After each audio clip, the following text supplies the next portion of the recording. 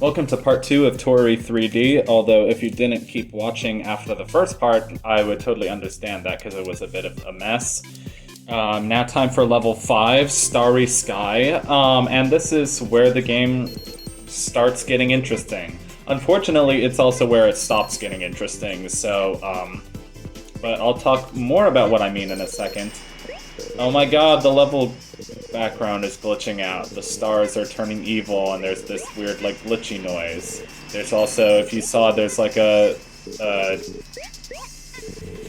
what would you call it? It's just somebody tore a hole in it, but like a tear in the fabric, a tear in the matrix or something, where you can see like the code coming through or something. It's like, oh my god, this game's so meta, because you think it's really just a cute game about a chicken, but like really it's like this cosmic horror thing where like all the code is falling apart.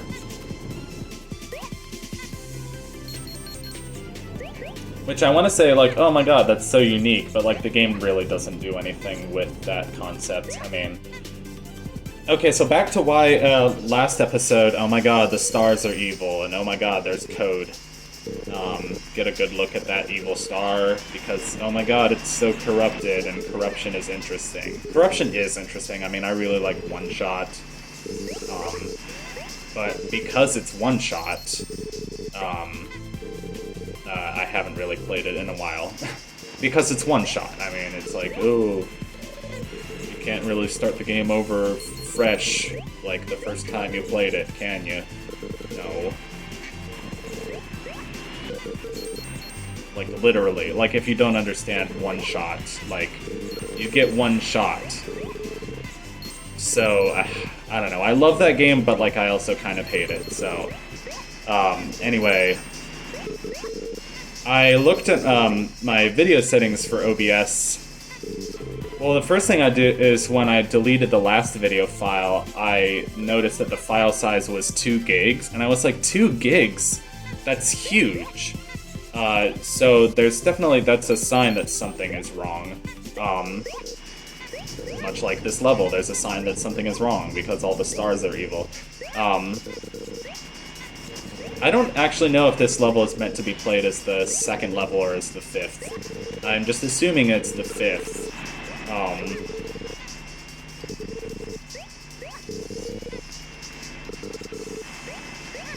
So, that's right. I went into the video settings and looked at...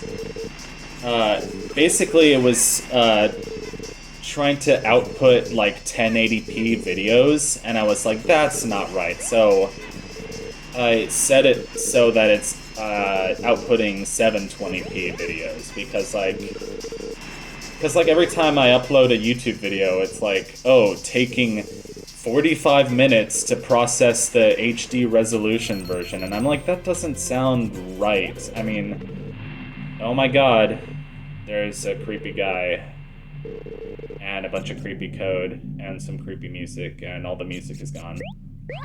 I also like to mention that the buildings are shifting, and that's kind of cool. It adds to the creepiness.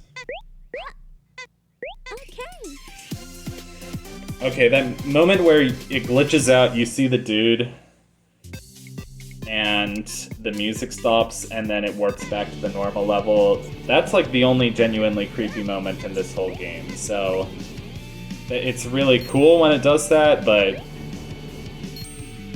don't worry, it's not ever going to do that again, so, I mean, even the final level is kind of a disappointment. But, you know, that's me talking about all the ways that this game is disappointing. It's still fun, it's still a pretty decent game. I mean, Ant Dude, I know Ant Dude featured this game in one of his videos, like, not featured, but talked about it for, like, you know, 3 minutes, and said, like, hey, it's a really good game for $2. Might as well play it. And yeah, it is. It's fun.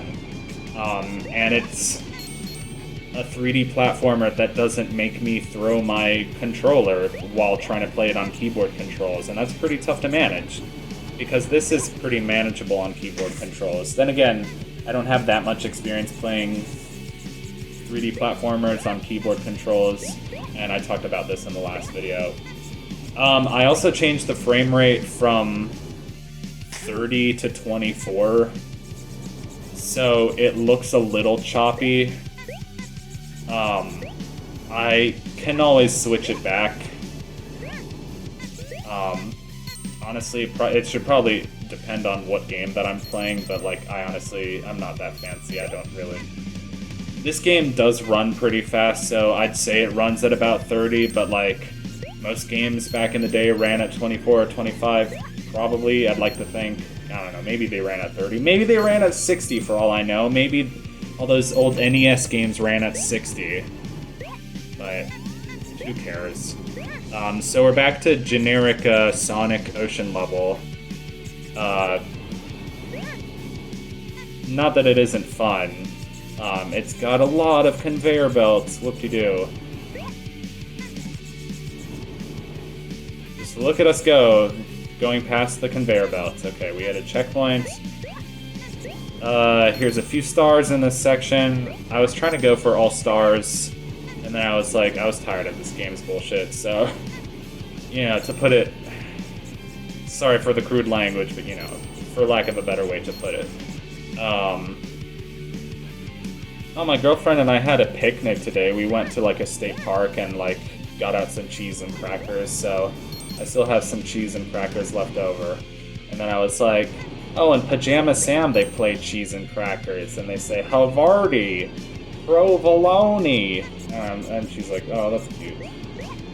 My girlfriend is, she likes it when I talk about video games, so she's a keeper. She's not really much of a gamer herself, although she plays a little bit, but... You know, she appreciates my passions, which you could ask for anything more. I mean, we're both musical, we're both musicians, so I guess, you know, that helps too. I like this last, what do you call it? Runway, that's what you call it, like that strip of land. I like these kind of like weird looking like battleship things on the side. They're kind of decoration, but like they're kind of like Chekhov's gun. It's like, why put them there if I can't like fly them around in another level? Like, you know, oh, and here I was like, where are the last, you know, it says there are 64 stars in this level. Oh my god, look at this little chicken. Its legs are running so fast. And we beat the level in under... Oh, come on. You're just kind of floating on the edge there. Okay, stay tuned for the next episode of Toree.